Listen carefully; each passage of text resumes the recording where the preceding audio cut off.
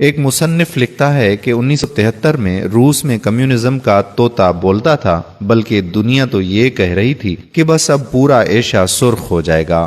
ان دنوں میں ہمارے ایک دوست ماسکو ٹریننگ کے لیے چلے گئے۔ وہ کہتے ہیں کہ جمعے کے دن میں نے دوستوں سے کہا کہ چلو جمعہ ادا کرنے کی تیاری کرتے ہیں، تو انہوں نے کہا کہ یہاں مسجدوں کو گودام بنا دیا گیا ہے، 1-2 مساجد سیاحوں کا قیام گاہ بنا دیا گیا ہے، صرف 2 ہی مسجد اس شہر میں بچے ہیں جو کبھی بند اور کبھی کھلے ہوتے ہیں۔ میں نے کہا کہ آپ مجھے مساجد کا پتہ بتا دیجئے، میں وہیں چلا جاتا ہوں اور جمعہ ادا کر لیتا ہوں۔ پتہ لے کر میں مسجد تک پہنچا تو مسجد بند تھی۔ مسجد کے پڑوس میں ہی ایک بندے کے ساتھ مسجد کی چابی تھی۔ میں نے اس آدمی سے کہا کہ مسجد کا دروازہ کھول دو، مجھے نماز پڑھنی ہے۔ اس نے کہا کہ دروازہ تو میں کھول دوں گا، لیکن اگر آپ کو کوئی نقصان پہنچا تو میں ذمہ دار نہیں ہوں گا۔ میں نے کہا کہ جناب دیکھیں، میں پاکستان میں بھی مسلمان تھا اور روس کے ماسکو میں بھی مسلمان ہی ہوں۔ پاکستان کے شہر کراچی میں بھی نماز ادا کرتا تھا اور روس کے شہر ماسکو میں بھی نماز ادا کروں گا، چاہے کچھ بھی ہو جائے۔ اس نے مسجد کا دروازہ کھولا تو اندر مسجد کا ماحول بہت خراب تھا۔ میں نے جلدی صفائی کی اور مسجد کی حالت اچھی کرنے کی کوشش کرنے لگا۔ کام سے فارغ ہونے کے بعد میں نے بلند آواز سے آذان دی۔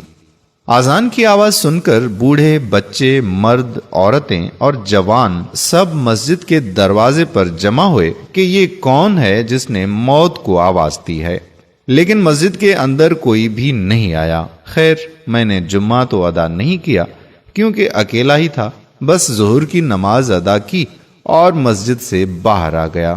جب میں جانے لگا تو لوگ مجھے ایسے دیکھ رہے تھے کہ جیسے میں نماز ادا کر کے باہر نہیں نکلا بلکہ دنیا کا کوئی نیا کام متعارف کروا کر مسجد سے نکلا ہوں۔ ایک بچہ میرے پاس آیا اور کہا کہ آپ ہمارے گھر چائے پینے آئیں۔ اس کے لہجے میں خلوص ایسا تھا کہ میں انکار نہ کر سکا۔ میں ان کے ساتھ گیا تو گھر میں طرح طرح کے پکوان بن چکے اور میرے آنے پہ سب بہت خوش دکھائی دے رہے تھے۔ میں نے کھانا کھایا، چائے پی تو ایک بچہ ساتھ بیٹھا ہوا تھا۔ میں نے اس سے پوچھا کہ آپ کو قرآن پاک پڑھنا آتا ہے؟ بچے نے کہا کہ جی بالکل، قرآن پاک تو ہم سب کو آتا ہے۔ میں نے جیب سے قرآن کا چھوٹا نسخہ نکالا اور کہا کہ یہ پڑھ کر سناؤ مجھے۔ بچے نے قرآن کو دیکھا اور مجھے دیکھا، پھر قرآن کو دیکھا اور ماں باپ کو دیکھا، پھر قرآن کو دیکھا اور دروازے کو دیکھا، پھر مجھے دیکھا۔ میں نے سوچا کہ اس کو قرآن پڑھنا نہیں آتا، لیکن اس نے کہا کیوں کہ اس کو قرآن پڑھنا آتا ہے۔ میں نے قرآن پاک کی ایک آیت پر انگلی رکھی اور میں نے کہا بیٹا یہ دیکھو، اور میں نے قرآن پاک کی ایک آیت پر انگلی رکھی تو وہ فر بولنے لگا، بنا قرآن پاک کو دیکھے ہی پڑھنے لگا۔ مجھے حیرت کا ایک شدید جھٹکا لگا کہ یہ تو قرآن کو دیکھے بنا ہی پڑھنے لگا۔ میں نے اس کے والدین سے کہا کہ حضرات یہ کیا معاملہ ہے؟ انہوں نے مسکرا کر کہا کہ دراصل ہمارے پاس قرآن پاک موجود نہیں ہے۔ کسی کے گھر سے قرآن پاک کی آیت کا ایک ٹکڑا بھی مل جائے تو اس تمام خاندان کو پھانسی کی سزا دی جاتی ہے، اور اس وجہ سے ہم گھروں میں قرآن پاک نہیں رکھتے۔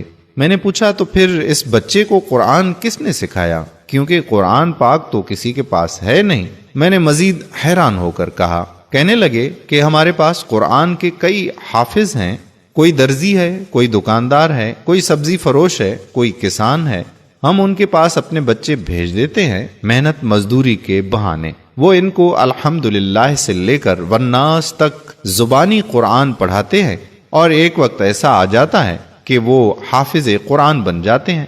کسی کے پاس قرآن کا نسخہ نہیں ہے، اس لیے ہماری نئی نسل کو ناظرہ نہیں آتا، بلکہ اس وقت ہماری گلیوں میں آپ کو جتنے بھی بچے دکھائی دے رہے ہیں یہ سب کے سب حافظ قرآن ہیں۔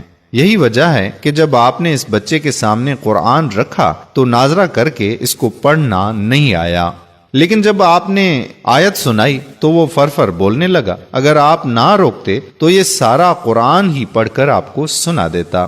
وہ نوجوان کہتا ہے کہ میں نے قرآن کا ایک نہیں بلکہ کئی ہزار معجزے اس دن دیکھے۔ جس معاشرے میں قرآن پاک گھر میں رکھنے پر بھی پابندی لگائی گئی تھی، اس معاشرے کے ہر بچے، بوڑھے، مرد و عورت کے سینوں میں قرآن حفظ ہو کر رہ گیا تھا۔ میں جب باہر نکلا تو کئی 100 بچے دیکھے اور ان سے قرآن سننے کی فرمائش کی تو سب نے قرآن سنا دی۔ میں نے کہا، لوگو، تم نے قرآن رکھنے پر تو پابندی لگا دی، لیکن جو سینے میں قرآن مجید محفوظ ہے اس پر پابندی نہ لگا سکے۔ تب مجھے احساس ہوا کہ اللہ پاک کے اس ارشاد کا کیا مطلب ہے کہ بے شک یہ ذکر یعنی قرآن ہم نے نازل فرمایا ہے اور بے شک ہم ہی اس کی حفاظت کرنے والے ہیں۔ سبحان اللہ۔ آپ تمام احباب سے پرزور اپیل ہے کہ اس ویڈیو کو دل کھول کر شیئر کریں۔ آپ کا 1 سیکنڈ لگے گا اور لوگوں کے علم میں اضافہ ہوگا اور اس کار خیر کا سبب آپ بنو گے۔ جزاک اللہ خیرہ۔ آنے والی ویڈیو تک ہمیں دیجیے اجازت۔ اللہ حافظ۔